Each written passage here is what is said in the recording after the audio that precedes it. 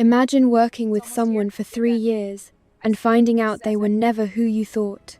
That's what happened the night soldiers stormed a hospital looking for a legend no one believed was real. But when a dying soldier arrives and enemies start closing and the truth comes out. And the quiet nurse? She was the most dangerous one there.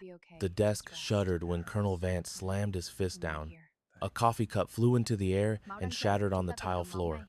"Your rules mean nothing to me," he snarled. "Clear this emergency room of civilians in 4 minutes, or my soldiers will." The administrator took an involuntary step back. No one had dared to speak to him like that in 30 years. Outside, 8 military helicopters occupied the lawn. Armed soldiers were already moving through the hospital's corridors. And hidden among them was the most decorated combat medic in American history. She prayed they would never find her. If your heart is racing, hit that subscribe button so you do not miss the rest of this incredible story. Also, please tell me what city you are listening from in the comments. I love knowing where my stories travel. Now, let's rewind to where this all began. Flora Montgomery lived by a strict, unchanging routine. She arrived at St. Jude Medical Center every night at 10:45. She always chose the same parking space at the edge of the lot. She slipped in through a side entrance, signed her name, and kept her interactions brief. The quiet was a comfort to her. Her entire life was about being quiet, consistent, and invisible. She had mastered the skill of not being seen. Her locker, number 47, was in the 3rd row. Inside, she kept 2 spare uniforms, a protein bar, and 1 small picture. The photograph was carefully hidden behind a small metal plate. No one else knew that picture was there. She had not looked at it herself in almost a year, but she could never throw it out. Some memories just refuse to let go, no matter how painful they are. Flora changed into her scrubs, avoiding her own reflection in the mirror. She pulled her hair back tightly. A few stray hairs always fell around her face. She nervously tugged her sleeves down over her wrists, keeping them hidden. Always. A stern voice shattered the quiet. "Montgomery." Flora turned around. It was Deborah Sims, the head nurse, looking irritated and holding a clipboard. At 53, Deborah had a personality as sharp as a scalpel. She detested incompetence, and she saw it everywhere. "Barnes is sick again," she announced. "That is, 3 times this month. You have triage duty." Flora simply blinked and said, "All right." Deborah paused, clearly expecting a different answer. "No complaining? You do not want extra pay? You are not going to fight this?" Deborah asked. "No." Deborah stared at her. "You are a strange bird, Montgomery." And with that, she left. A smile almost touched Flora's lips. Almost. A Thursday triage shift in Oregon was normally a quiet affair, full of sprains and mild chest pains. Flora handled each patient with a reassuring calm. Her voice was steady, her hands did not shake. She had learned that kind of stillness long ago, in a place very different from here. Around midnight, the emergency room filled up.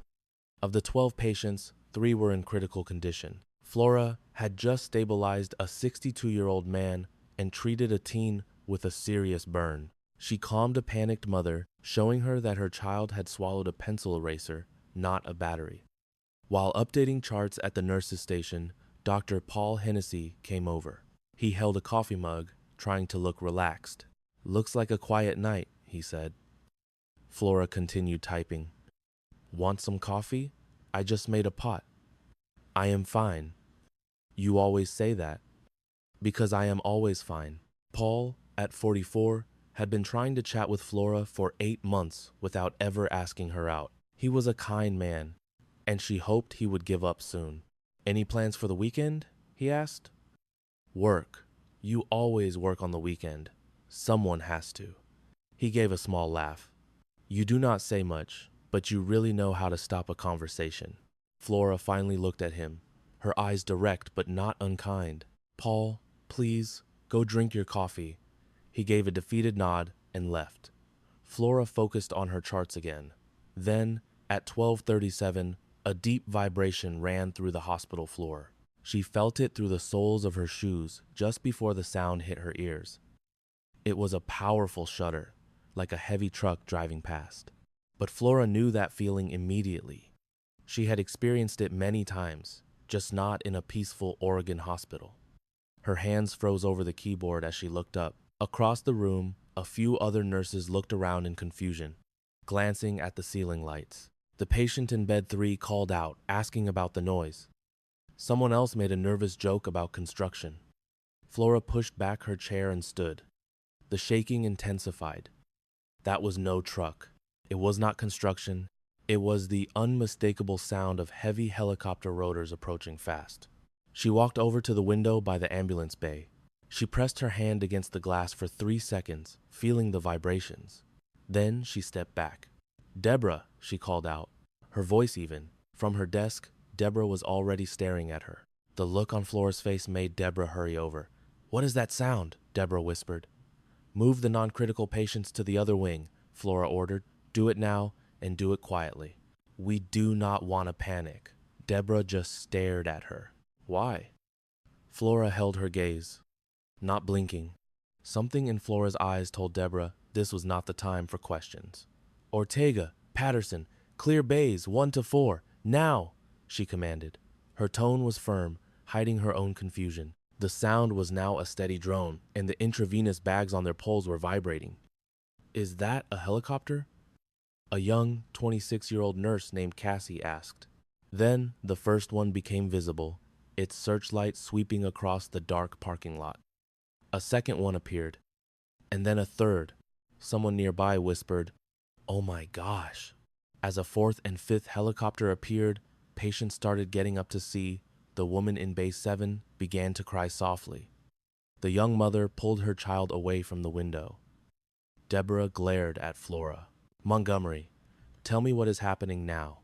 But Flora just watched the aircraft with an unreadable expression. It was not fear. It was not surprise. It was something much more complex. 8, she whispered to herself. "What?" Deborah asked. "There are 8. Flora could now pick out the sound of each engine over the combined roar. "It is a full tactical extraction unit." Deborah grabbed her arm tightly. "Flora, what do you have to do with this?" Flora looked down at Deborah's hand, then back up. For just an instant, the invisible nurse disappeared. Her eyes revealed a deep, old understanding, the look of a person who knew exactly what 8 black helicopters meant. "Nothing," Flora whispered. "Just calm everyone down and call security." But security was already there and hopelessly outnumbered. Soldiers were already inside. They moved with a swift, silent professionalism. 8 came through the main entrance, 4 more through the ambulance bay. All were in tactical gear. They moved as one unit, making the large emergency room feel small and tight. No one shouted, no one raised a weapon. Their quiet, efficient presence was more terrifying than any threat. A soldier raised his hand and spoke calmly. "All non-essential personnel, please move to the far end of the hall. You are in no danger. We just need you to cooperate." But everyone was too stunned to move. Then a new voice cut through the silence from behind the soldiers. It was not a request. "Clear this room." The voice was not loud, but it held an absolute power that made people obey without thinking. At 12:41 in the morning, Colonel John Vance strode into the St. Jude emergency room. He had the hardened look of a man who had spent 30 years making impossible choices. In his late 50s, his eyes swept across the room, taking in every detail like a scanner. He stopped in the middle of the chaos. True to her nature, Deborah walked straight up to him. "This is a hospital. You cannot just—" Vance cut her off. "Where is Angel 6? A sudden, heavy silence fell on the room. "I beg your pardon?" Deborah asked, confused. "Angel 6? He repeated. His eyes scanned every person and every corner of the room. "I am looking for Angel 6, and my patience is limited." "I do not know who that is," Deborah said. "We do not have anyone named." She stopped mid-sentence, turning to see the empty chair where Flora had been sitting. The supply hallway behind the nurse's station was not on any official map. It was a narrow, dim passage that ran for about 40 feet. It then split, with one path leading to the pharmacy and the other to a service stairwell. Flora had memorized the layout within her first 3 days. In just her first 2 weeks, She knew the entire hospital by heart. This was not a conscious effort, but an old instinct she could not turn off. She moved down the dark hallway without a single light, letting her left hand glide along the wall to feel her way. Her steps made no sound on the tile. She did not hurry, because running reveals panic, a weakness she could never afford. She went over the facts.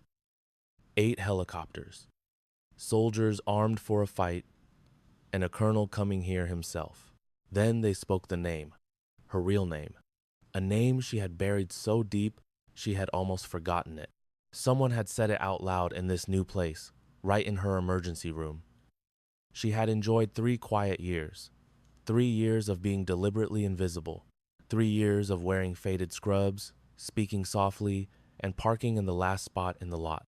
It took 3 years to become Flora Montgomery, the quiet nurse nobody noticed on the night shift.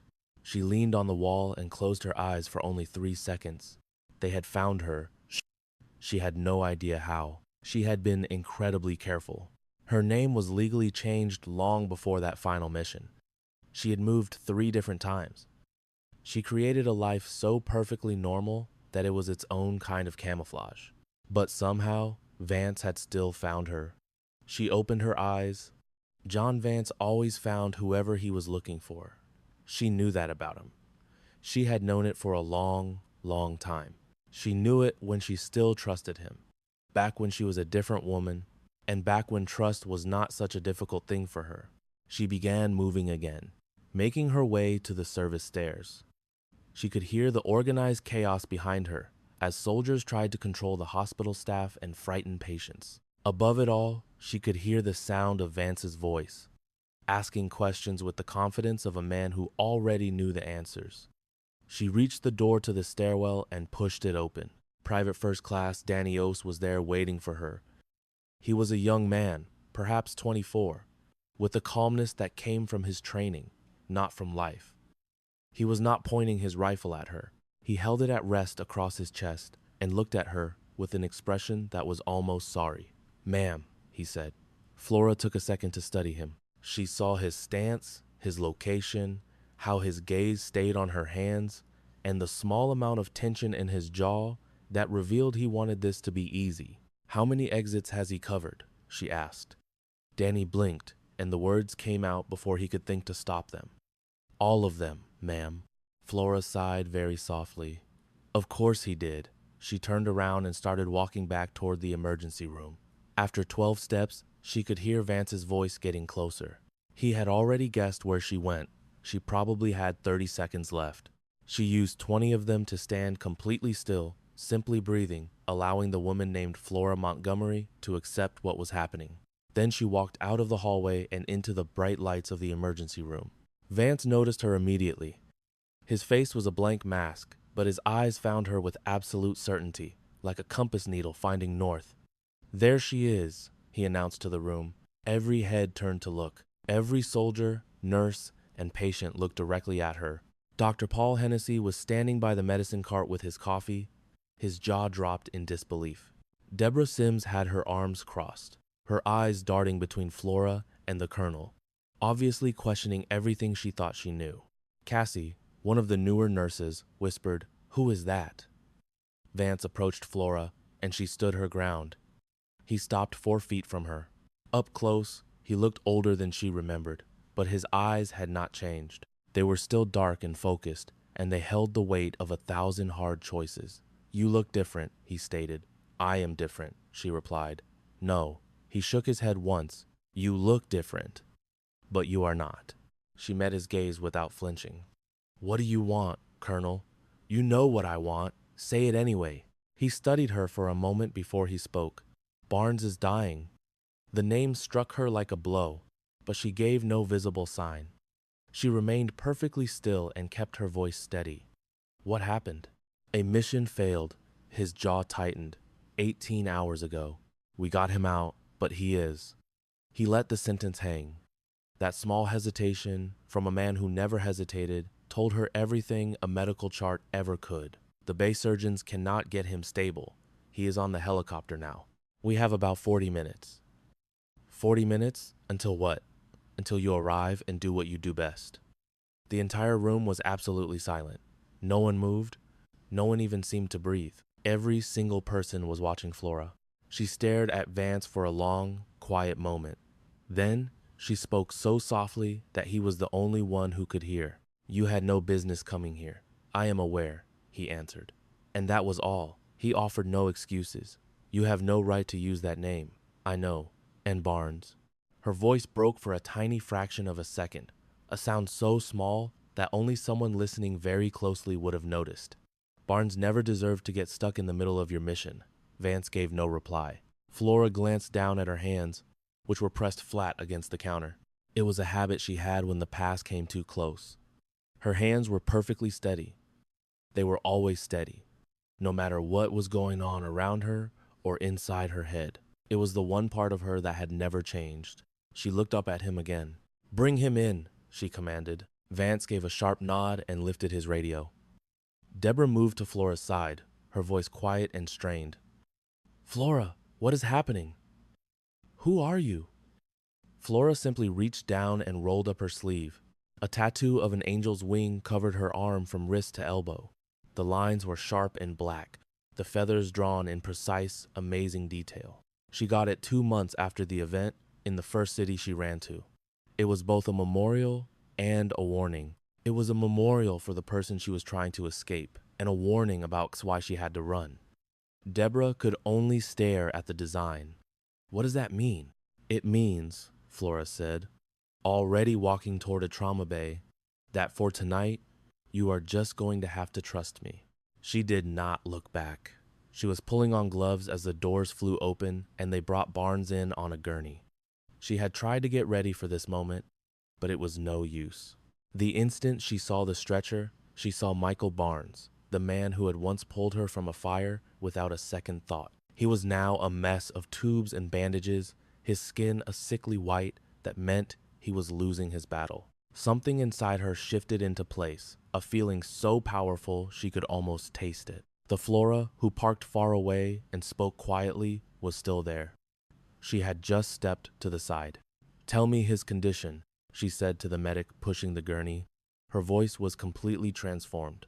It now held a new kind of authority that commanded the attention of everyone in the room, even those who had no idea why. Was it a gunshot, a blast, or both? "Both," the medic answered, his own voice snapping to a new level of professionalism to match hers. Shrapnel in the left side of his chest, 1 bullet in the right abdomen. His lung collapsed. "We reinflated it, but it is collapsing again. His pressure is falling. His heart rate is—" I can see his heart rate. She was already at his side. Her hands were in motion, doing what they knew how to do automatically. Her entire world shrank, just as it always did. There was only the patient on the table, and the very next action she had to take. "Who is my trauma surgeon?" That would be me. Dr. Hennessy was now on the other side of the gurney. He sounded professional, but his shock was clear in his voice. He was a man looking at a woman he thought he knew, and now realized he did not know her at all. Paul Hennessy. Paul. She looked up, her eyes locking with his over Barnes's still body. "You will do exactly what I tell you. You will move fast, and you will not ask any questions. Do you understand?" She held his gaze for 2 very long seconds. "Yes," he said. With a short, decisive nod, she announced, "Then let's begin." The trauma room doors swung closed behind them. In the hallway, Colonel Vance stood like a statue, his eyes fixed on those doors. Deborah came and stood next to him. In her 28 years as a nurse, she had seen things she would never forget. She had seen the absolute worst of people and their very best, along with every complicated thing in between. She looked toward the doors. "She is going to save him, is she not?" Deborah said. It sounded more like a fact than a question. Vance was silent for a moment before he said, "She never fails." Inside, Flora Montgomery placed her hands on the chest of the man who used to be her sergeant. She felt the uneven rhythm of his breathing and commanded, "I need an 18-gauge needle, second intercostal space, mid-clavicular line, now." Her hands did not tremble. They never did. The trauma room was a tight space that now felt even smaller. Flora worked in a silence so deep it felt heavy. It drew everyone else into her rhythm, making them match her focus and even her breathing. Paul Hennessy had been a trauma surgeon for 11 years. He had worked alongside the best surgeons, amazing residents, and the nurses who were the true soul of the hospital. But he had never witnessed anyone work on a patient with her kind of command. She never had to repeat an instruction. Her choices were immediate and final. Every single action flowed perfectly into the next one, as if her hands already knew the path. Her name tag said she was a nurse, but her skill told a completely different story. "I need a chest tube," she stated with quiet power. Ortega, the other nurse, had it ready before she even finished her sentence. "What is his pressure?" Flora asked, her gaze fixed on the patient. 74/40, Paul answered. "It is going to drop again before it gets better, so I need you all to stay sharp." With alarm screaming and the room thick with tension, her hands moved in a calm, precise dance. She even blocked out Colonel John Vance, a figure from her past who was standing just feet away. "Michael," she whispered to Barnes, making a solemn promise, "I need you to hold on for me. Can you hear what I am saying? You are not going to give up on me." But Barnes was still. His breathing was shallow, his body focused only on that one vital task. "He is not able to hear you," Ortega said gently. "Oh, he can," Flora replied, her voice filled with absolute certainty. "They always can." Paul watched her incredible skill in complete awe. The clock on the wall read 12:51 in the morning. An unusual quiet had settled over the emergency department. The soldiers had secured every exit without being told. They understood the true fight was in here, where they could do nothing to help. Deborah Sims stood with her arms folded near the nursing station. She ground her teeth, fighting a strong desire to march into that room. She felt a desperate need to face the woman she had known for 3 years who suddenly felt like a total stranger. Cassie approached her side. "What is going on in there?" she asked in a low voice. "It is medicine," Deborah replied curtly. "But she is just a nurse." Deborah silenced her with a single sharp look. "Be quiet, Cassie." A young sergeant with short hair came toward them. "Ma'am, Sergeant Reyes, can I assist with floor management while your people are busy?" Deborah studied her for a second. On any other night, she would have turned down a soldier's offer to manage her department. But this was not any other night. "Yes, bed 6 is due for a pressure check. The patient in Bay 8 is trying to get out of bed again. And please locate the portable ultrasound I asked for 3 hours ago."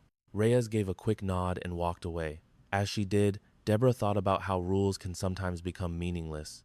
By the window, Dr. Paul Hennessy's resident, Marcus Webb, stood frozen in place. The 29-year-old had shadowed Paul for 6 months, but now he was just staring at the trauma bay. He had not moved for 4 entire minutes. Deborah knew that look on his face. It was the expression of a person whose entire reality had just been destroyed, leaving only a huge question behind. She was familiar with the feeling.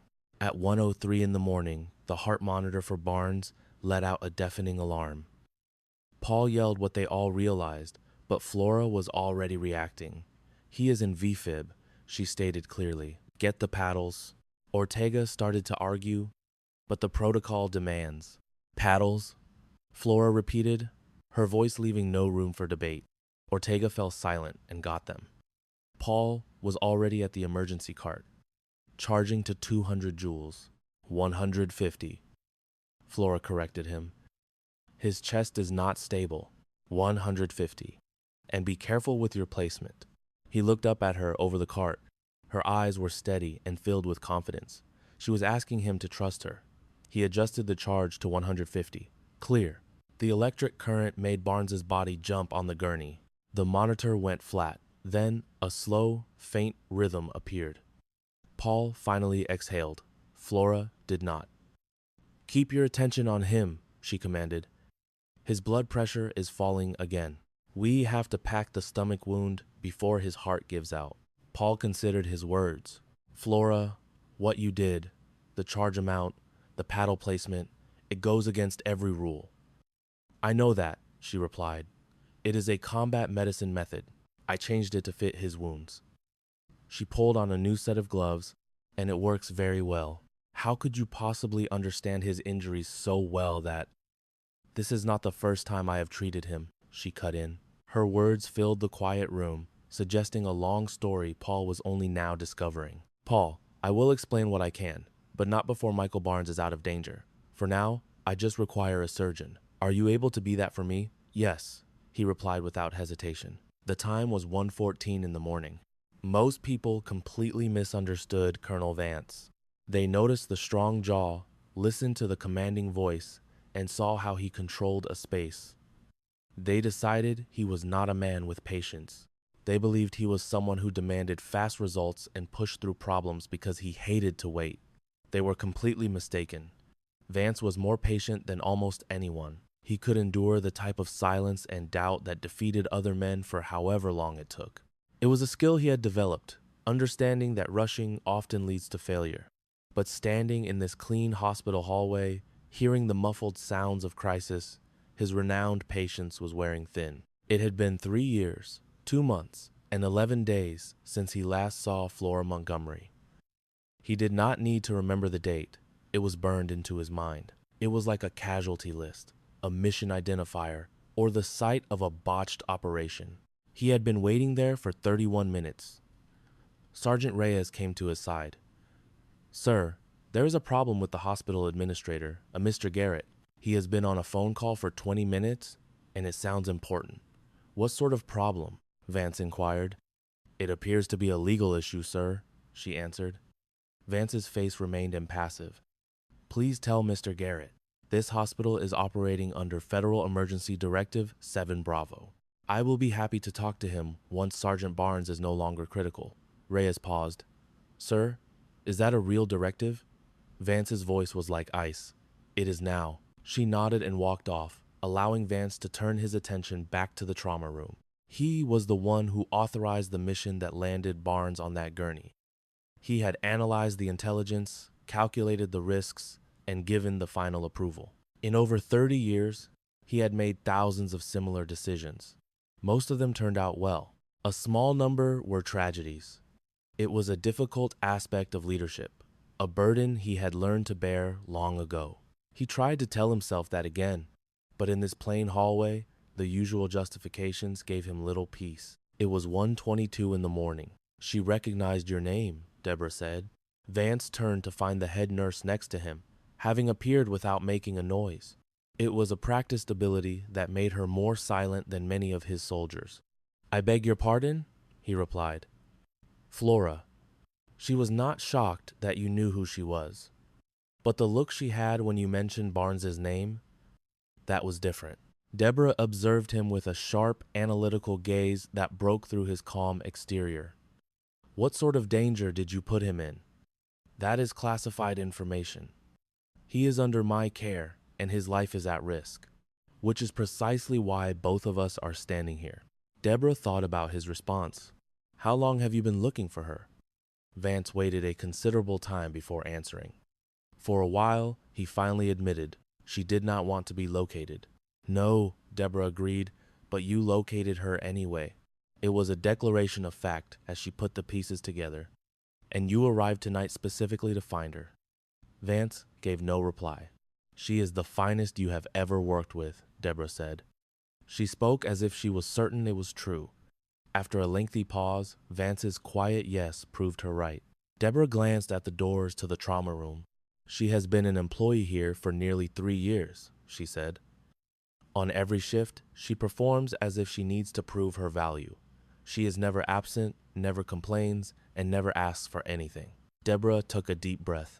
I used to think she was simply a person with amazing self-discipline. Well, she has that, Vance answered. No, Deborah said, correcting him while slowly shaking her head. That is not the reason. She is a person who has carried a heavy weight for a long time. She works to the point of collapse, so she does not have to stop and face it. She looked at him with understanding. And I assume you are aware of what that weight is? Vance's jaw tightened a little. Yes, he confessed. I am. It was 1:31 in the morning. Back in the trauma room, Flora was changing into her third pair of gloves. Michael Barnes's blood pressure had gone up by 4 points. It was a minor achievement, but it was progress. She felt she knew his body as well as her own. She had performed surgery on Barnes on 2 other occasions, in places that made this sterile room seem like a luxury hotel.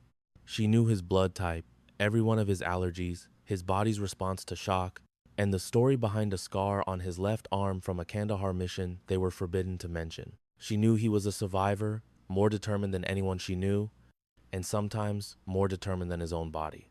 "Let's go, Michael," she said in a soft voice. "I am certain you can hear me. You are the most headstrong individual I have ever had the bad luck to know. You are not permitted to die like this. This is not how your story ends." Paul noticed her speaking and looked up from what he was doing. "You are still talking to him. I never stopped." "Do you believe his blood pressure is actually rising?" Ortega asked. Paul looked at the monitor. It read 79/48. Although it was very low, it was getting better. He turned his eyes back to Flora. "I told you that it would," she said. The time was 1:39 in the morning. The next challenge appeared from a totally unexpected source. The automatic doors to the emergency room opened, and a man in regular clothes entered. He was in his mid-50s, with a heavy build and a flushed face like someone who had just finished yelling. He was flanked by 2 men in suits, with federal identification badges displayed on their belts. The man in the center was Gerald Harmon, a deputy director from a government agency with intentionally vague authority. He had been on a flight for 3 hours and was exhausted. His temper was terrible, and he tended to take it out on the nearest person. The man was Colonel John Vance. Their gazes met and held. Harmon spoke first. "John." Vance's reply was short. "Gerald." A thick tension descended on the emergency room. It was the kind of quiet that precedes an old fight reigniting. "You had no authority to bring Barnes in this way," Harmon stated. He struggled to keep his voice. Vance's voice grew dangerously quiet. "He was bleeding to death in some unnamed country. And you have the nerve to lecture me about authority?" "She was off limits," Harmon retorted. "That was our deal. Her departure was final. Her new life was secure. You overstepped your bounds." "She is the only person who can save him," Vance insisted. "There are protocols for this. Your protocols were letting him die." "I made a call," Vance stated plainly. Harmon's voice dropped to a whisper. "You made a call. John, do you understand the consequences? Her cover is blown. This whole hospital, everyone in it, has seen her. They know the code name. It will get out. It always gets out. We will manage the situation," Vance replied, "once Barnes is stable." A new voice sliced through the air. "And what about her say in all this?" The 2 men turned toward the voice. Deborah Sims was standing just 5 feet from them, arms folded, her patience clearly exhausted. She looked directly at Harmon. I have no idea who you are, but you are in my hospital. Talking about my nurse like she is a piece of equipment. That ends now." Her gaze then shifted to Vance. "And as for you, you came here for your own reasons, without a single thought for what this would do to her. You know it is true." She scowled at them both. For 3 whole years, that woman created a quiet life for herself. She built something genuine here. And tonight, you 2 showed up and tore it all down, only to argue about rules. Shaking her head in disgust, she said, "You should both be ashamed of yourselves." Harmon just looked at her, bewildered. "Ma'am, this is a matter of national." Deborah cut him off. "I do not care." A weighted silence filled the space. An agent leaned in and whispered something to Harmon. A strange expression crossed his face. Vance demanded, "What happened?" Harmon met his gaze. His face changed. The anger was still present, but now something else lay beneath it. On closer look, it resembled fear. "We have a new development," Harmon announced. Vance remained perfectly still. "What sort of development?" "The same hostiles who hit Barnes's team. They have found the recovery location." He took a brief pause.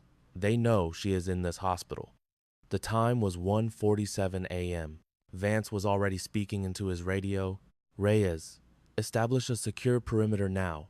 I need eyes on every exit. No one gets in or out without my personal authorization." He looked at Harmon. "What is our timeline?" "Intel suggests 30 minutes. possibly less. Deborah asked who was on their way.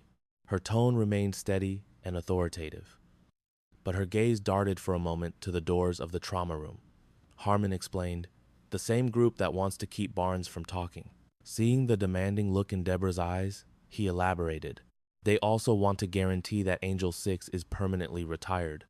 Deborah turned her attention back to Vance. She is not aware of this. No, he confirmed. She's focused on saving his life, completely unaware that his attackers are on their way here for her. Vance's jaw clenched. We will inform her when Barnes is out of danger. And if she needs that information sooner? He had no answer, knowing the difficult reality. Flora required every last second to save Barnes. Telling her about the danger now would shatter the focus inside that room. The slightest shift in her attention, even a momentary distraction, could cost Barnes his life. He had already calculated this risk in the half-minute since Harmon's warning. It was a cold-blooded decision, and he knew it was one Flora would never forgive. He was accustomed to being unforgiven. She gets the news once Barnes is stable, he repeated. Deborah gave him a long, critical stare. She then marched to the nurse's station and grabbed the phone. This is Charge Nurse Sims. Lock down the east and south wings. Get security on all ground floor exits within the next 2 minutes. She paused, listening. Because those are my orders. Kevin, get it done. She forcefully put the phone down and turned to Vance. I am not like you.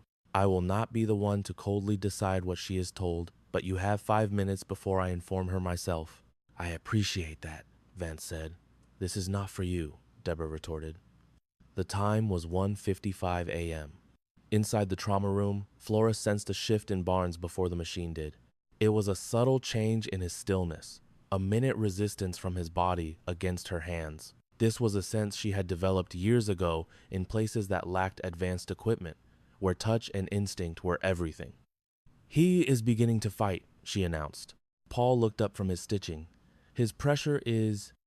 He is fighting, she said again, her tone quiet but firm. Ortega called out. Pressure is 86/52. Paul's eyes widened in surprise as he looked at the screen. Wow, it is actually going up. Stay focused, Flora instructed. We have more to do, but he is on our side now. She allowed herself a brief, silent wave of relief. She found a strange comfort in the fact that Michael Barnes's stubbornness, something she had always criticized, was the very thing saving him. Deep down, beneath the trauma and the loss of blood, his infuriating and amazing will to survive remained. You were always my most challenging patient, she whispered, and I have never been happier about that than I am right now. Paul's eyes met hers above his mask, his expression unreadable. Flora, we are not out of the woods. I know, she started. He interrupted her. That is not important. Let's finish this.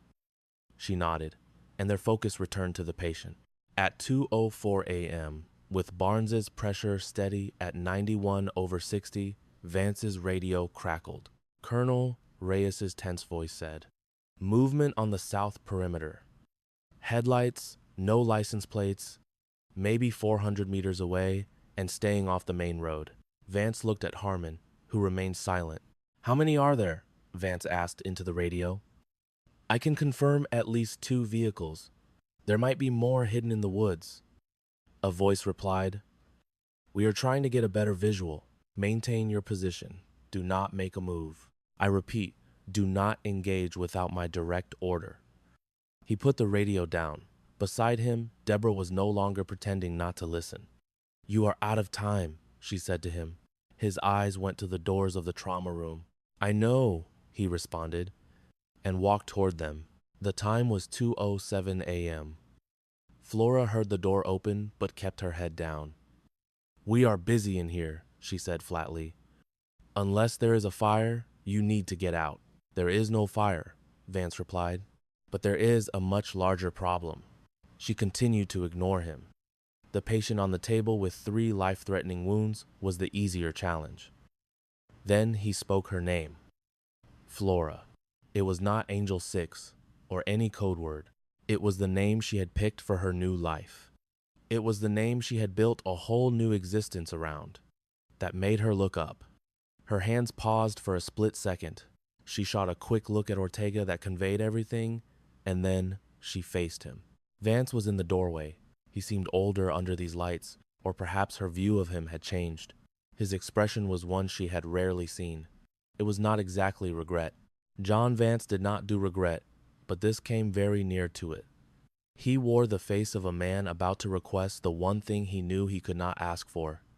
"They have found you," he said quietly. Everyone in the room stopped moving. Ortega froze over Barnes. Paul kept his eyes locked on the monitor, unwilling to turn around. His words hung in the air. Flora held Vance's gaze for a long time. "What is my window?" she asked. 20 minutes. Perhaps shorter?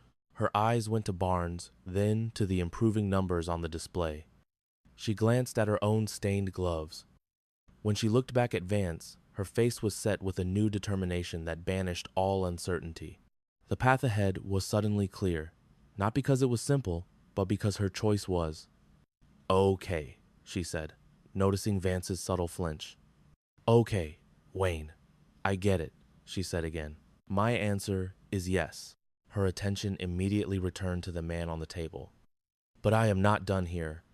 The patient you brought me, the reason you broke our agreement, is still right here, and he is not out of danger yet." She seamlessly replaced Ortega, her movements sure and swift. 20 minutes is plenty. Now get out of my trauma bay and let me do my job." For a second, Vance paused by the door. "Yes, ma'am," he said softly. Then he was gone. The door shut.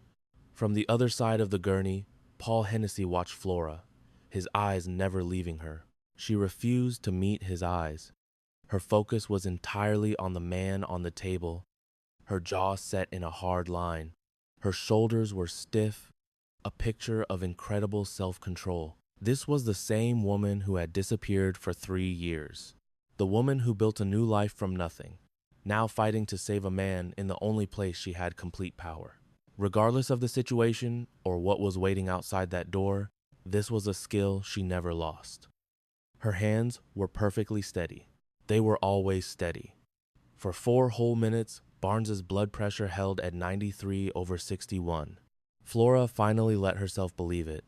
She did not smile or sigh with relief. She simply trusted it. The way you trust a bridge will hold you. You cannot know for sure until you are across, but you must keep moving. "He needs a vascular surgeon and a sterile operating room," she announced, her eyes fixed on her work. "Who do we have on call at this hospital?" "Dr. Renata Vasquez is the one available," Paul said. "She is brilliant, one of the absolute best. Get her in here." "It is 2 o'clock in the morning. Paul, get her in here now." He pulled out his phone. Flora glanced at Barnes's face. The unhealthy gray color of his skin was fading. It was a small detail, but it meant his body was starting to recover. He was only in his mid-30s, but he looked so much older tonight. He always had a look that was beyond his years.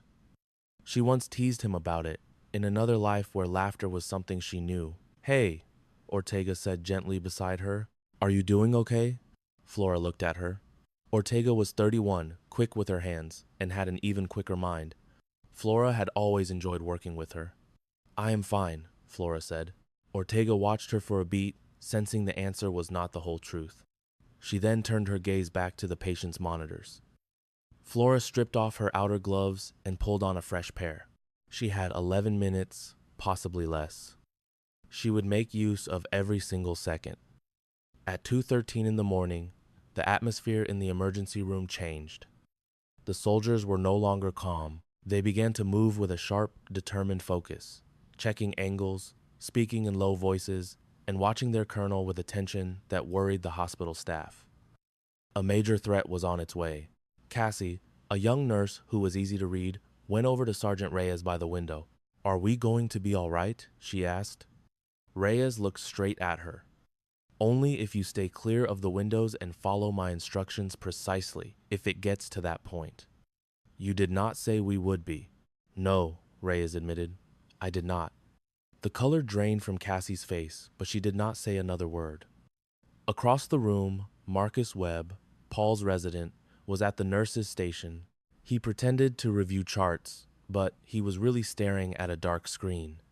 He was trapped between the miracle he had just witnessed and the danger that was waiting outside. Gerald Harmon had been on a call for 6 minutes straight. His voice was low and steady, revealing nothing, but his red face told a different story. Deborah was no longer simply watching. She was taking charge.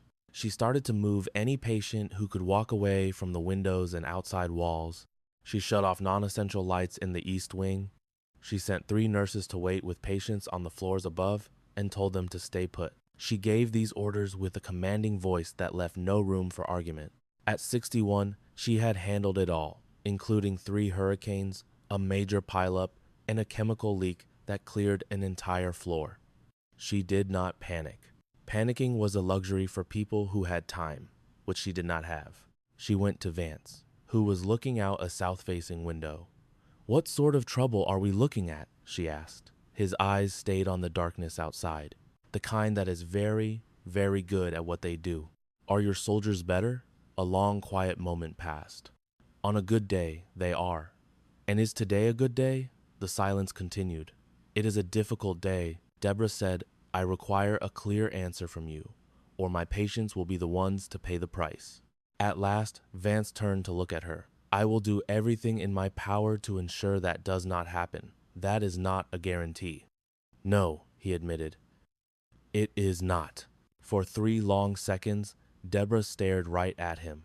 Then she gave a single, decisive nod, accepting the harsh reality, and went back to her duties. At 2:19 in the morning, Vance's radio came alive. "Colonel, we have a visual on 2 vehicles. They are black sport utility vehicles, stopped 250 meters to our south. They are not coming closer, but we can see at least 4 people inside, maybe more." "Copy that. Hold your position. If they advance on this building, you inform me first. Do not engage." "Yes, sir." A short pause. "Sir, Richter says one of them has a rifle scope on us." Vance's jaw set hard. "Understood." He put the radio down and turned toward Harmon. The man had hung up his call and was standing close by. The anger he had before was now a quiet, defensive posture. "Gerald," Vance started, his voice soft enough that only Harmon could hear. "Can you give me one good reason why they were able to locate us this quickly?" "John, that is a very serious accusation, but you are not denying it." "No," Harmon admitted. "I am not." He finally turned to face him. "I received this location from an official source just 40 minutes ago. I already told you that." "How official?" Silence. "Gerald, there might have been a security issue," Harmon confessed, his voice almost a whisper. "Inside the agency. We do not know how far it goes." "You suspected an issue and you came here anyway?" "I came here to assess the problem. You led them right to us." Vance's voice did not get any louder. It just changed. It became flat, cold, and strangely calm. "You were aware of a security leak. You got on an airplane using your government identification, and you came straight to a classified location." Harmon started to argue.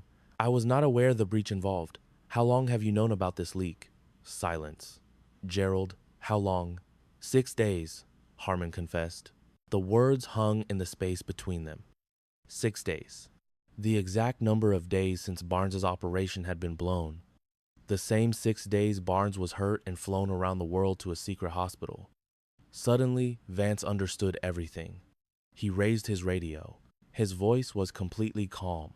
"Reyes, assume this position is exposed. Get the patient ready for an evacuation. I need an exit strategy." "Sir, the patient is not in any condition to be moved. I am aware of that. Create a plan anyway." He put the radio down and glared at Harmon. "If that woman is harmed because of a leak you hid for 6 days, you and I will be finished talking for the next 10 years. Harmon gave no response to the question. Vance left him and walked toward the trauma bay. The time was 2:24 in the morning. Flora felt him coming. It was not a sound, but a small change in the room's atmosphere just before the door opened. The air always changed when Vance was around. She had learned that over 2 years. She kept her eyes forward. "Barnes is doing better than he was 20 minutes ago," she reported. "He is stable enough for surgery. A specialist can take it from here." Vance cut her off right away. "He is not going anywhere tonight, Flora. And, before you argue, Moving him will cancel out all the work I did over the last 90 minutes. I will not allow that progress to be wasted. Not for convenience, not for protocol, and not unless everyone in here is in immediate danger. Then Vance told her the truth. The leak was internal. Harmon has known for 6 days. Flora became perfectly still.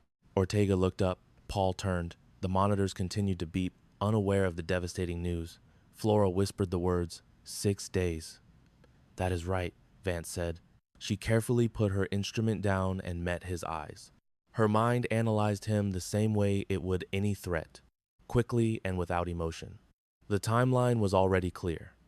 Barnes's entire mission was betrayed 6 days ago. First, Barnes was attacked. Then he was sent here. And in that 6-day period, somebody who knew about the mission, about her being here, and about this hospital, turned into a traitor. Her question was sharp. Who knew my location? Vance's answer was grim. A very small circle. Me, 2 senior officers, and Harmon. She said his name like it was a curse. Harmon. Yes. And he came directly here, to this clinic. He did, Vance added. Used his official credentials. As bold as you please. Vance's grim expression left no doubt. For a brief second, her eyes flickered up. Then they focused back on him. Move all non-essential staff to the upper floors.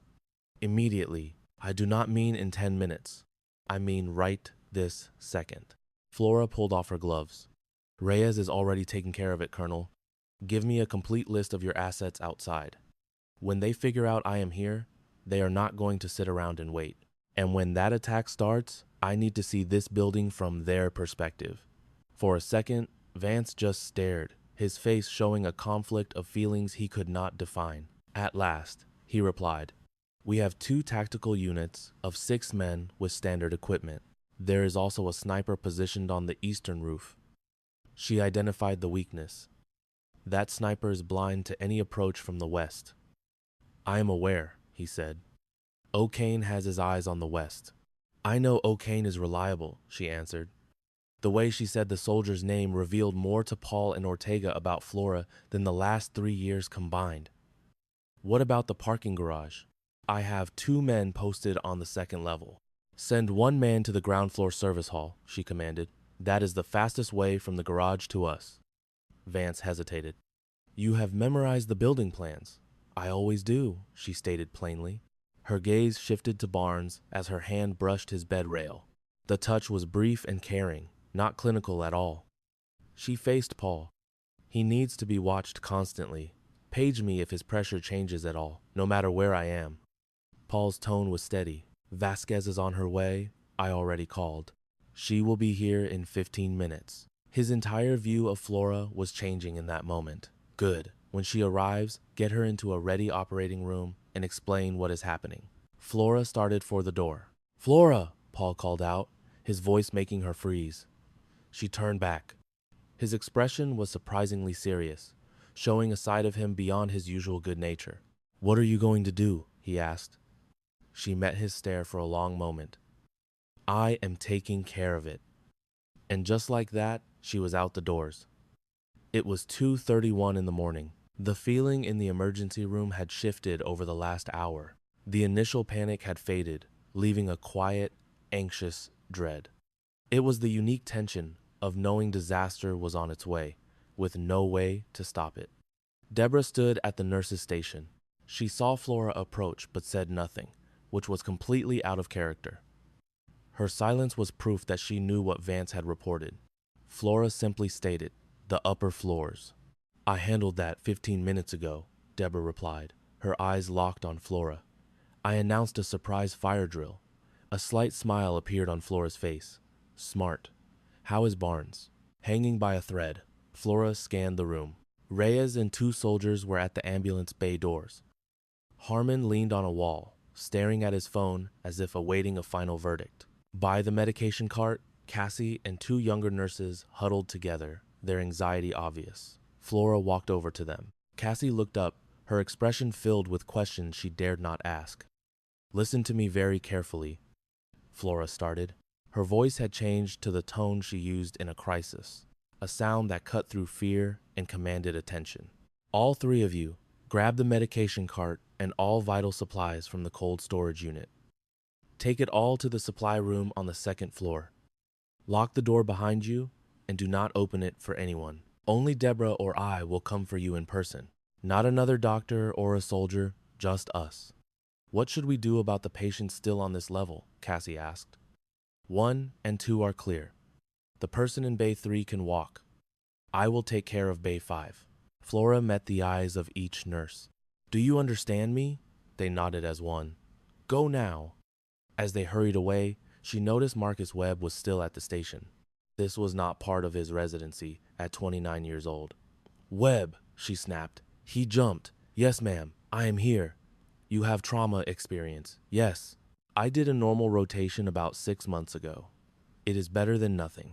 Stay with Dr. Hennessy and Barnes until Vasquez arrives. You will not leave that room for any reason. Do not open the door for anyone except me or Paul. Is that clear? Marcus glanced nervously toward the trauma room and then back at Flora. He swallowed. Yes, then go. He disappeared. Flora faced Deborah again. You need to go upstairs. Deborah stared back, her expression one of complete disbelief. Not a chance. Deborah, Flora said in a warning tone. I have worked here for 9 years, Flora Montgomery. You cannot seriously expect me to hide while my ER is under threat, Flora interrupted her. Okay, fine, but you stay here at the station and get down when things begin. Deborah repeated the word. Begin? What is going to begin? Flora just held her gaze. To be honest, I do not know. That is the truth. Deborah took in the news like a seasoned professional, long aware that life rarely offers easy answers. Okay, she said at last. What do you need me to do? Before Flora could answer, the quiet was shattered by the static burst from Vance's radio. A voice crackled through the radio. Colonel, we have got movement. The time was 2:38 in the morning. A car was speeding to the south parking lot entrance. Rhea spotted it immediately, her gaze locked on the southern window. As its headlights cut across the asphalt, she spoke. Vehicle approaching fast, south side, she announced. Her voice was completely calm. There was no fear in it, only the sharp focus of a trained soldier. Colonel, the vehicle broke through the gate. O'Kane, what is the status on the west side? O'Kane's voice cut through the static. All clear to the west. The service road is empty. Baker, Chang, get to the south exit, now. Vance was already at the hallway entrance when he realized Flora was next to him. She had appeared silently. It was a quality of hers that he found both annoying and impressive. It is a diversion, Flora said quietly. That one car is just a trick to make us look away from the real danger. But O'Kane reported the west was clear. That is exactly why it is a threat. They want you focused away from the west, she replied, her stare firm. The service road leads to a rear entrance that is not on any public diagrams. They were thorough, she added. They had 6 days to plan this. O'Kane, get into the service hall immediately. Forget the road, just get in. The radio was silent for a moment, filled only with static. Sir, the corridor door is locked tight, O'Kane said. A loud, deep boom then shook the entire hospital. It was not a gunshot. It was the heavy, tearing sound of a reinforced door giving way. That sound was from the loading bay, Deborah said in a hushed voice. But Flora was already moving. Flora, hold on, Vance shouted after her. It was no use. She was gone through a side exit just as his radio crackled to life. Reyes reported the southern car had stopped. 2 individuals were approaching the ambulance bay. They were facing a 2-pronged attack. Trapped in a dark service corridor in an Oregon hospital, Montgomery moved quietly toward an unidentifiable noise. No one knew what it was, but they all sensed the danger. It was 2:41 a.m. The passage was pitch black, as service halls always are, late at night. The 2 men inside used no lights, relying on the faint red emergency signs. It was just enough light for them, but it was also just enough light for Flora. She was unarmed. Getting a weapon was impossible, a fact she accepted 30 seconds after the alert began. Every action she took from then on was based on this reality. What she did have, however, was the hospital itself. She knew this building completely. Her enemies did not. She pressed herself against the wall at the intersection of the service hall and the main supply route. She focused only on listening. 2 pairs of footsteps were getting closer, moving with care. They thought they were still undetected. Their goal was the pharmacy corridor, a direct line to the emergency room. She did not hesitate to consider her options. There was no choice to make, only a job to do.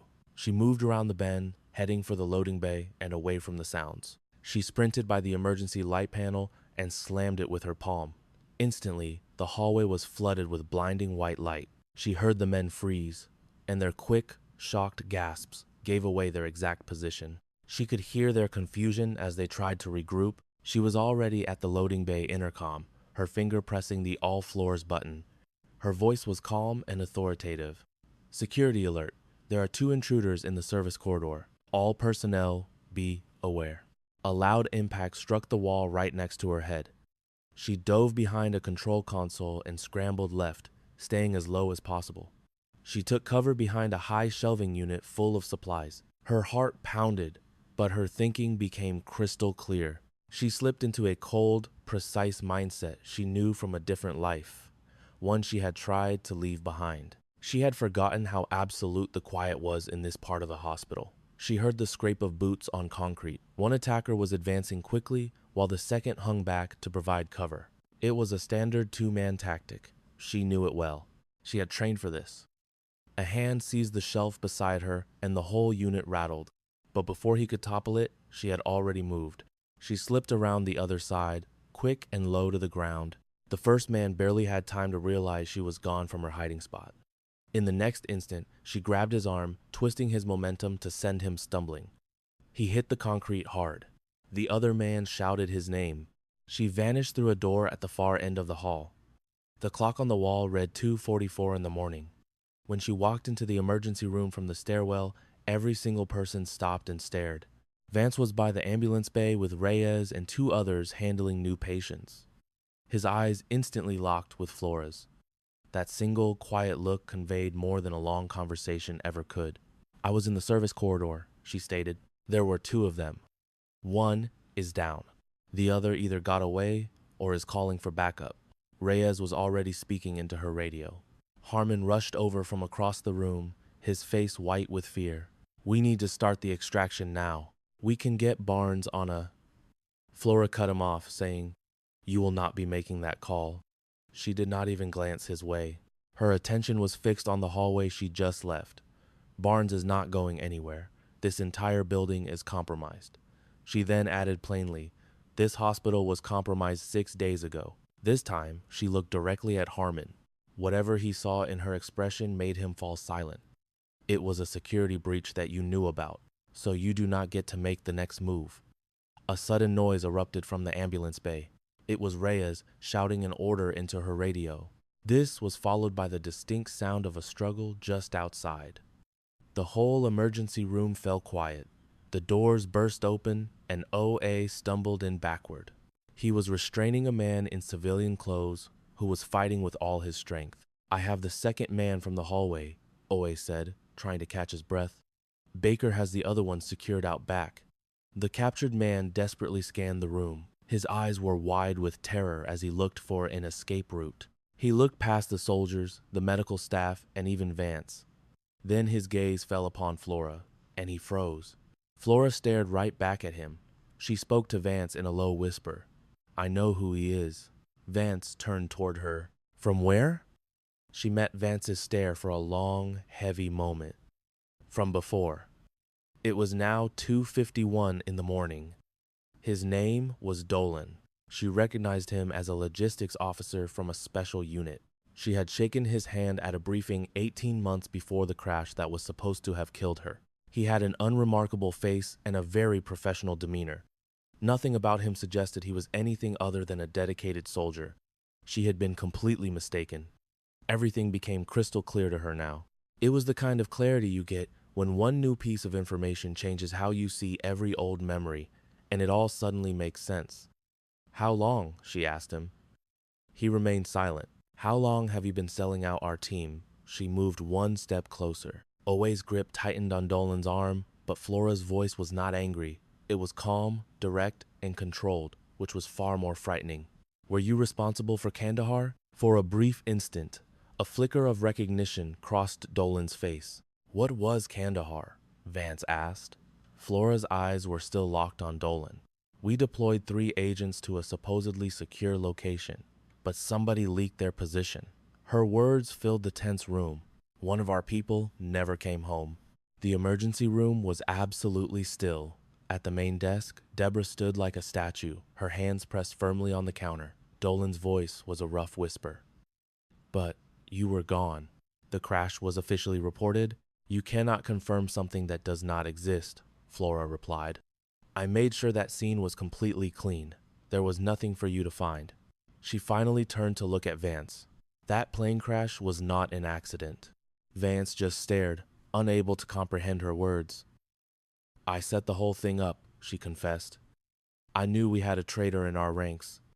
I just wasn't sure who it was. I had to vanish before they could find me, she explained.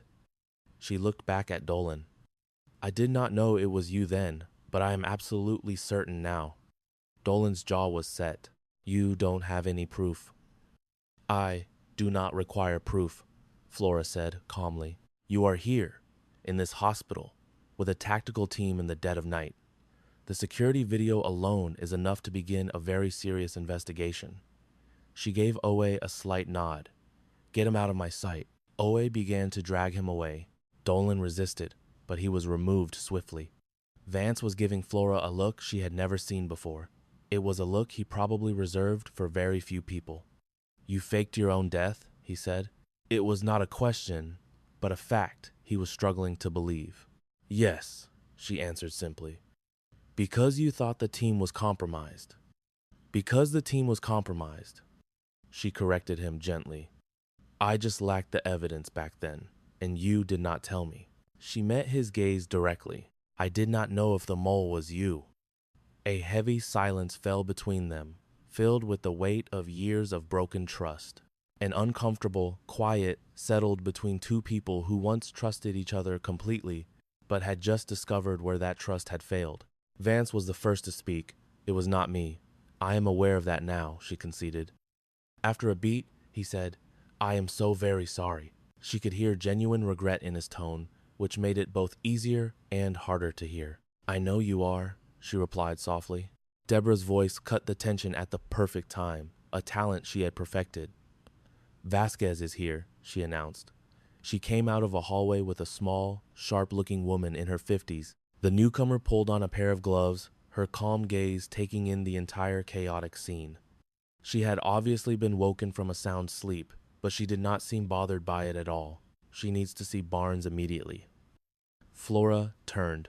The emergency room was an absolute mess, filled with people who would carry this night with them forever. But it was still her department, her world. She started walking toward the trauma bay. Flora, Vance called out to her. She stopped, but did not turn around. We need to talk, he said, about our next steps. I know, she answered. She stood motionless for a moment in the center of the room. The overhead lights cast a sharp, bright glare on everything. It was the kind of lighting hospitals prefer, because it leaves no place for any shadows to hide. She felt the enormous weight of the night and of the past 3 years spent as a ghost finally settle on her.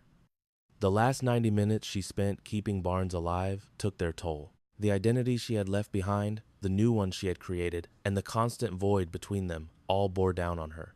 She straightened her back, covered the angel wing tattoo on her arm, and walked on. A patient needed a transfer, a surgeon was waiting for an update, and the entire floor had to be brought back to order. All the rest would have to wait. After 1 hour and 43 minutes in surgery, Dr. Ranatata Vasquez emerged.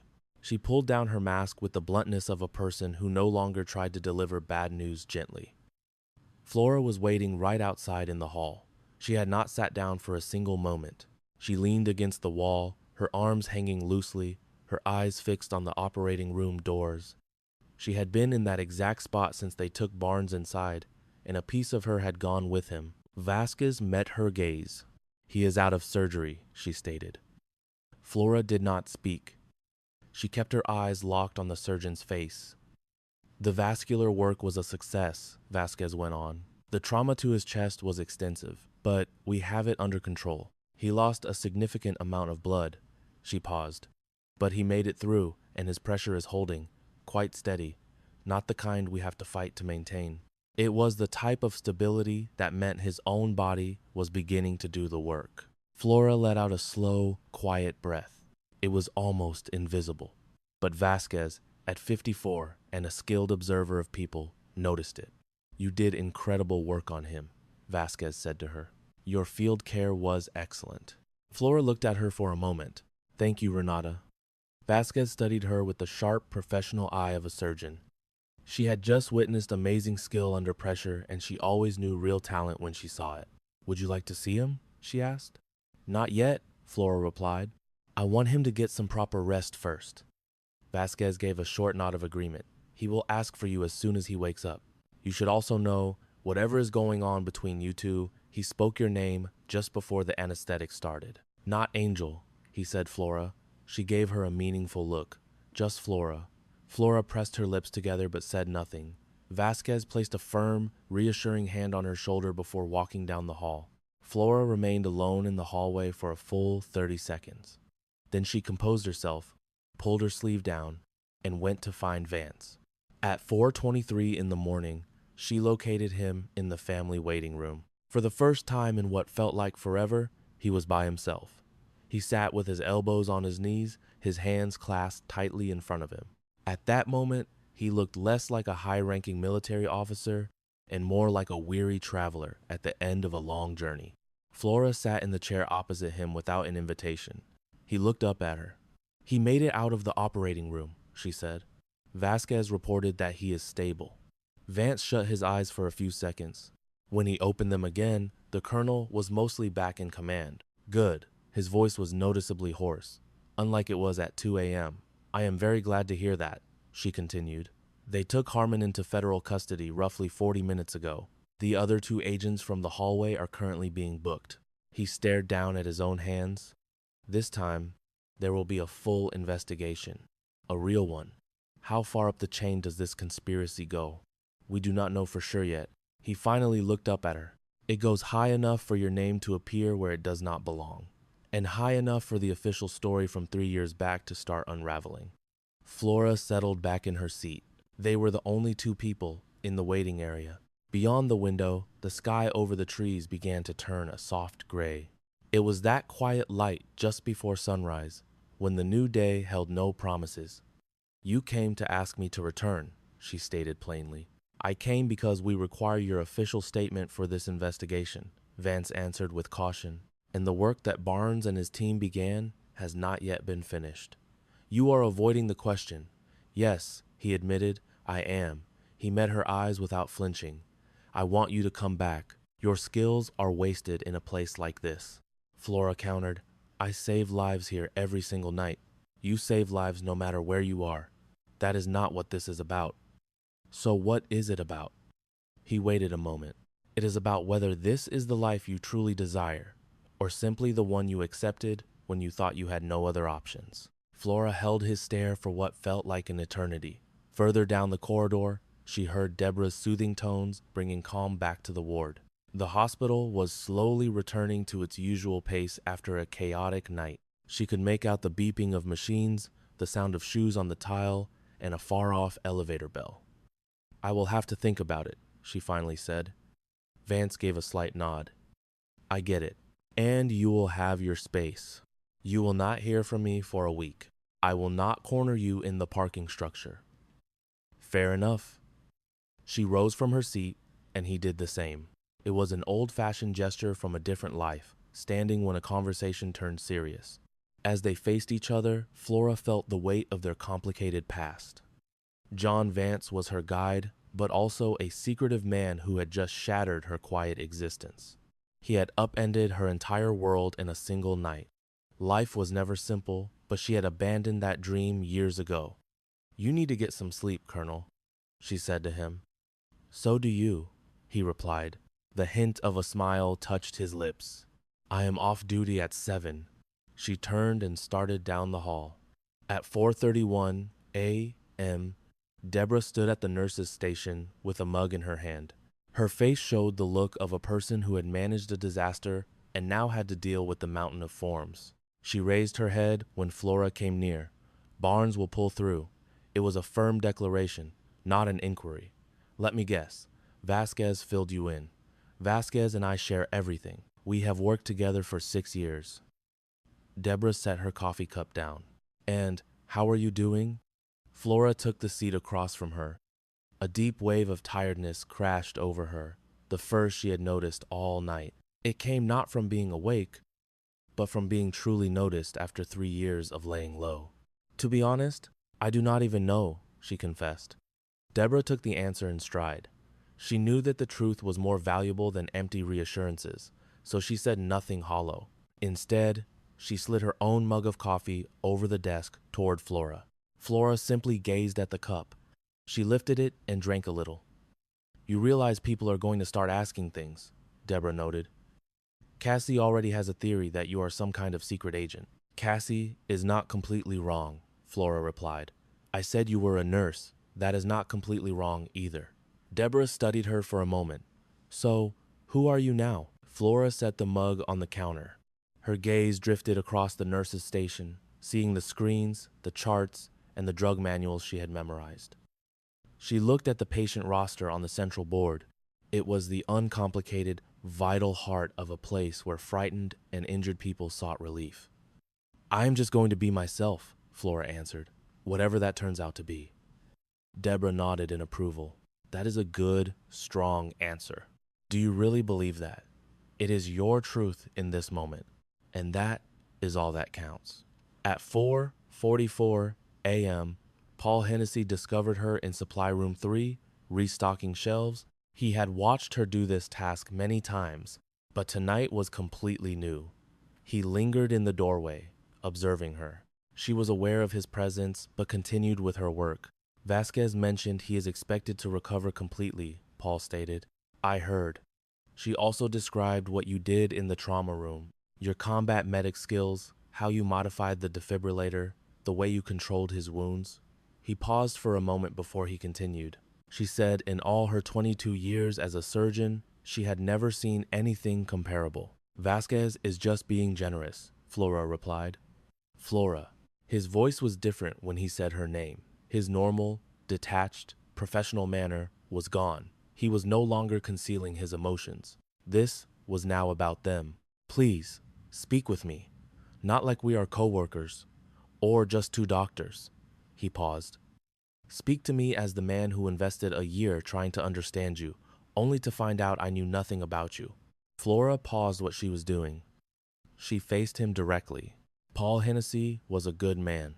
She knew that from the beginning, which is precisely why she had always maintained a space between them. Good men should have the truth. And for the past 3 years, she could not risk telling the truth. I was never planning to tell you, she admitted. It is not that I did not want to. I had to protect something. Were you protecting yourself? Yes. And I was protecting every other person in this hospital. He let that sink in. That incident 3 years back, you were involved? I was. And you escaped. I made sure it happened, she revealed. It was the only way I could disappear. I needed to shield my team from a danger I had not yet confirmed. He was quiet for a second. That must have been the most isolating experience imaginable. Flora stared at him. It was not the response she had prepared for. She anticipated a barrage of questions, for the physician in him to try and dissect her. It did not happen quite like that, she said softly. Paul seemed tired and sincere, as if all his defenses were down. So what happens now? Vance wants me to return. Vance wants many things, but what is it that you want? She paused, not out of hesitation, but to ensure her words were exactly right. I want to complete my shift, she stated with resolve. After that, I have to sleep. I will figure everything else out after that. He observed her for a second. May I ask you something else? You can. It concerns the photograph in your locker, he started. The one you believe no one knows about. Flora went completely still. Paul's voice was gentle. I happened to see it maybe 2 years ago. The door was slightly ajar after Sims needed you. I swear I was not trying to pry. He paused. I noticed the people in military gear. You had a different appearance. Younger, perhaps. But you also seemed more authentic than you ever do here. He looked directly at her. Were those individuals from your former unit? Flora glanced down. Then she met his eyes. They were, she replied. Was it a good unit? The majority of them were, she confirmed. Yes. Paul nodded his head slowly. I just need to say, he told her, that whatever your choice is, whatever comes next, you were one of the great ones at this hospital. He spoke plainly, without any attempt at charm or romance. It was just the simple truth. This hospital was improved because of you. Your patients were more secure with you here. All of us were better. He waited a beat. I had to let you know that somebody noticed the true you, despite how much effort you put into concealing her. Flora looked at him for a long time. Her thoughts drifted to her distant parking space. The 6 words she murmured to herself before each shift began. She remembered her constantly lowered sleeves, the picture hidden inside locker 47. She recalled Michael Barnes speaking her actual name just before his operation. Not a call sign, simply Flora. She remembered Deborah Sims evacuating the hallway without any orders. She had just read Flora's expression and took action. The very same woman who said to a colonel and a director, "The two of you should be embarrassed." And the food service employee who pushed a coffee to her at 4:30 a.m., she remembered Cassie, only 26 and nervous, who remained and followed every instruction. And Ortega, who was forever a calm presence during a crisis. And Marcus Webb, who appeared terrified but still entered the trauma bay. She considered the peaceful, secure world she created by diminishing herself each day. She questioned if being invisible truly offered protection, and if protection was the same as doing what was right. And she wondered if being a good person was a single decision, or a choice you must make over and over, night after night. Then she bent down and retrieved the supply sheet she let fall. You ought to go home and get some rest, Paul, she told him. He gave a true smile. It was not his typical charming hospital grin. This was a quiet, sincere smile she had seldom seen. You are one of a kind. I have been hearing that a lot lately, she answered. And just like that, he left. At 5:02 a.m., Barnes was conscious. It was earlier than Vasquez had anticipated, but Michael Barnes was always ahead of schedule. He woke up all at once. He bolted upright, wide awake in an instant, a reflex drilled into him by military training. His hand automatically searched for a weapon that was not there. His eyes scanned the room, taking everything in before his mind fully processed the scene. Then it all came together. He saw a plain white ceiling, medical machines, and a window showing the first light of dawn. A nurse he did not recognize was adjusting his intravenous line. He stared directly at the nurse and spoke a single word. Montgomery, he rasped, his voice rough and damaged. The nurse glanced up from her clipboard. Sir, I need you to remain calm. You are in the recovery ward. You are safe here. Flora Montgomery, he repeated, his voice growing stronger. Where is she? I have to see her. He struggled to sit up, but a searing pain shot through his entire body. You need to find her now, he ordered. It was a command, not a request. Sensing the urgency in his tone, the nurse hurried out of the room. At 5:09 in the morning, Flora entered. Barnes saw her just as he had all those years ago, inside a blazing building in a country where she never should have been. She had materialized from the smoke like an apparition. With his typical dry wit, he said, Well, it took you long enough. I was beginning to worry you were not going to make it. He seemed diminished in the large hospital bed. Powerful men often appear that way when they are injured, but his eyes were unchanged, still piercing and weary, reflecting the 15 hard years of history they both shared. You look awful, she told him. She pulled a chair up close to his bed. I was shot, he stated plainly. What is your excuse? It has been a very difficult night. He studied her face for a moment. You pulled me out of the fire again, he said. That makes 2 times now. I can count, Michael. And you are still here, he pointed out. In this building, wearing that uniform, This is my life now. I see. He watched her expressions intently, like a man who could see straight through to her soul. You have changed. You just told me I look awful. No, I mean, you are different than when I was first brought in. He paused for a moment. You look like a person who just remembered who they truly are. Flora glanced down at her own hands. The angel wing tattoo on her wrist was visible just beyond her sleeve. She made no effort to cover it. Barnes, she began. Montgomery, how did they get to you? His jaw clenched with fury. Dolan. It had to be Dolan. No, what I mean is, how did the ambush happen? It was the mission briefing, he replied. The night before we moved out, everyone in that room was supposed to be completely trustworthy. He stared up at the blank ceiling tiles. He was the one behind Kandahar too, was not he? Yes. A long, heavy silence filled the room. Chen, he said, his voice barely a whisper. Chen was the man who had died in Kandahar.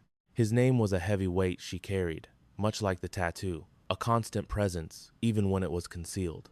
Yes, she confirmed softly. He shut his eyes for a moment, then opened them again. I spent a long time looking for you after that, I am aware. You could have made a call. I could not contact anyone, she replied. If I reached out to even one person, I would have to worry about who they might tell and then who that person might tell. Her voice trailed off. I had no idea how far the betrayal went. I could not take that chance. Did you ever suspect Dolan? I was certain we had a traitor. I just could not figure out who it was. She looked him directly in the eyes. I am sorry that I could not confide in you. He held her gaze for a long moment. Never be sorry for staying alive, he said, his voice softening. You do not owe that to anyone. She looked at him, letting his words truly sink in. His simple act of kindness began to mend a part of her she had not realized was still so broken. Vance has asked me to come back, she told him. I know. He continued to watch her. What is it that you want? This was the second time that question had been asked of her tonight. She remembered the simple reply she had given Paul. She looked at Barnes, the one person who knew about both of her lives, who understood the person she was before she became a nurse. I want to be done with running, she said in a quiet voice. I am just not sure which way to go. Barnes was quiet for a minute, considering her words. Then he said, Do you know what I realized about you years ago? What would that be? You always frame your life as a choice between two opposite things, staying or leaving, the past or the future, a medic or a nurse. It is always one or the other for you. He tried to shift in the bed, and a flicker of pain crossed his features. But the truth is, you have been both of those people this entire time. Every single night you reported for duty here. You just refused to admit it to yourself.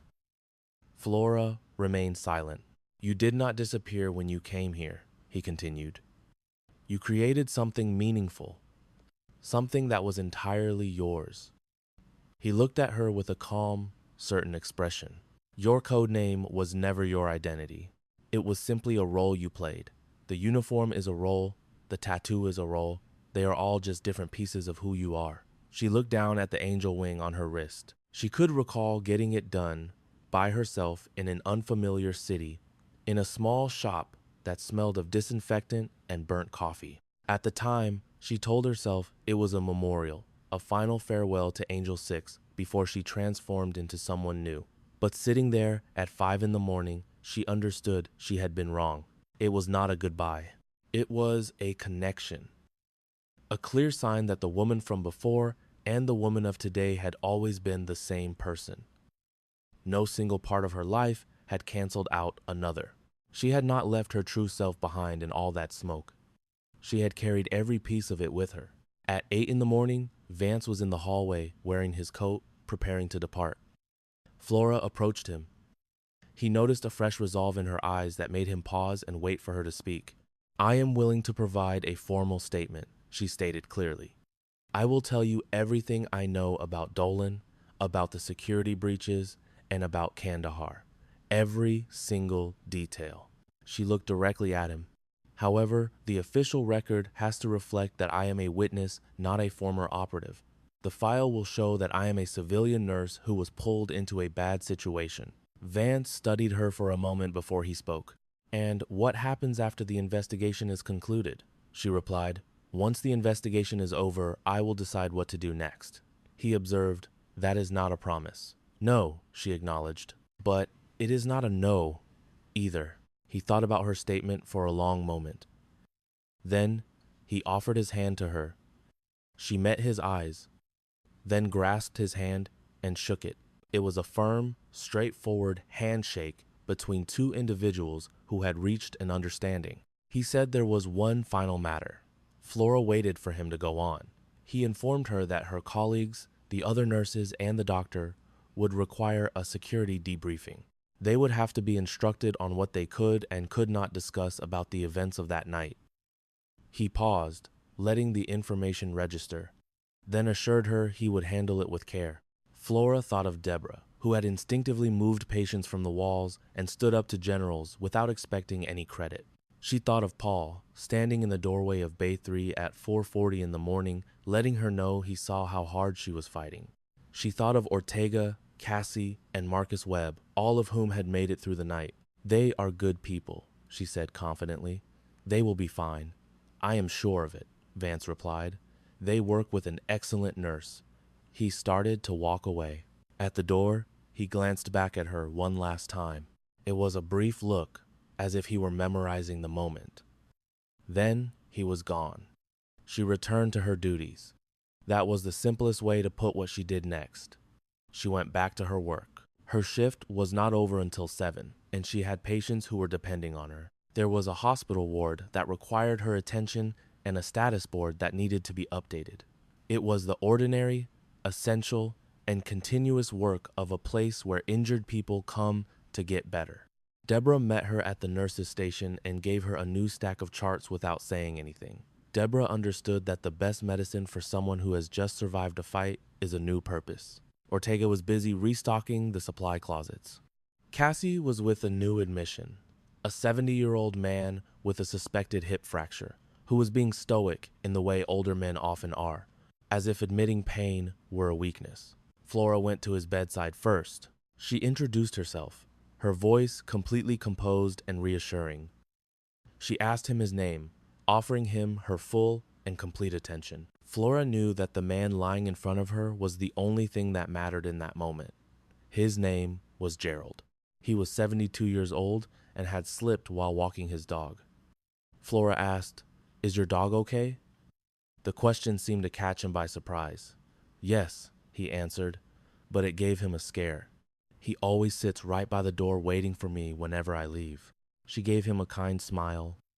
"He sounds like a very good dog. Let us get you fixed up so you can get back home to him." Gerald studied her face for a second. "You are a very fine nurse," he said, with the simple sincerity of a man who did not use words lightly.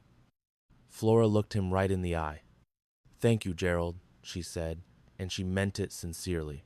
At 6:58 in the morning, with just 1 minute left in her shift, Flora Montgomery was at the station finishing her last report. The emergency department had settled back into its normal rhythm.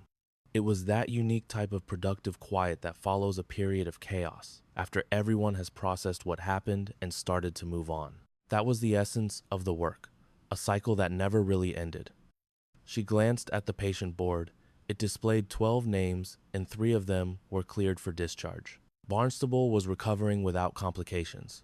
Dolan was in federal hands, somewhere she did not have to worry about anymore. Vance was on a flight. She looked down at the sleeve of her uniform, and then, with clear intention, she pushed it up to her elbow. It was a deliberate choice, not a casual gesture. The angel wing tattoo was in plain sight. It had bold, dark lines, sharply defined feathers, and the tiny imperfections that are a mark of work done by hand. For years, she had refused to even look at it, the way you ignore a crack in the wall you see every day. But today, she stared at the tattoo, facing it head-on just as Barnes had taught her. It was not a sign of an ending. It was a bridge between 2 parts of her life.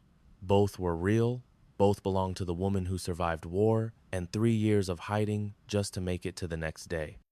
Deborah came and stood quietly beside her. She glanced at the tattoo but said nothing. "It was a good shift," Deborah said instead. Flora looked over, completely baffled. It was a horrible shift. Deborah's answer was simple and calm. Those are still shifts, and they can still be good ones. Flora slowly tugged her sleeve down. A second later, she pushed it firmly back up again. As the morning staff walked in, Flora Montgomery, night nurse, and former combat medic Angel 6 clocked out at 7:03 in the morning. She walked to her car and sat in the quiet. She took a long, slow breath in the soft morning light. Crying was not something she did, and the chaos of the night had not changed that. She pulled an old photograph from her pocket. She had finally taken it out of locker 47 before she left. It no longer needed to be hidden. The picture showed 7 soldiers in uniform, squinting in the bright sun of a hot, dusty place that was a different universe from Oregon. Michael Barnes stood second from the left, flashing that familiar, mischievous grin that always got him into some kind of trouble. She was third from the right, looking right at the person taking the picture. Her eyes were those of someone who had no idea what her future was about to become. In that single photograph, she was just herself, with no walls up. She stared at the image for a very long time. Then, she placed it on her dashboard where the sunlight could reach it and started the car. For 3 painful years, Flora Montgomery had lived as if being invisible was the only thing that could keep her safe. She finally saw how deeply mistaken she had been. It was not because the terrible night had broken her or stolen something she could never get back. It was because the night had proven the complete opposite. It had shown her that every piece of her past was still with her, very much alive, and that she was the same person she had always been. No amount of quiet living or keeping people away could ever change who she was deep down. She was Flora Montgomery. She was Angel 6. She was the woman who ran from a life of turmoil to start again in a calm suburban hospital, helping people in the only way she knew how. She did her job with her entire heart, never giving less than her very best, with hands that were always perfectly steady. She was all of these things at the same time. She had been that person all along. And now, she was absolutely done with hiding.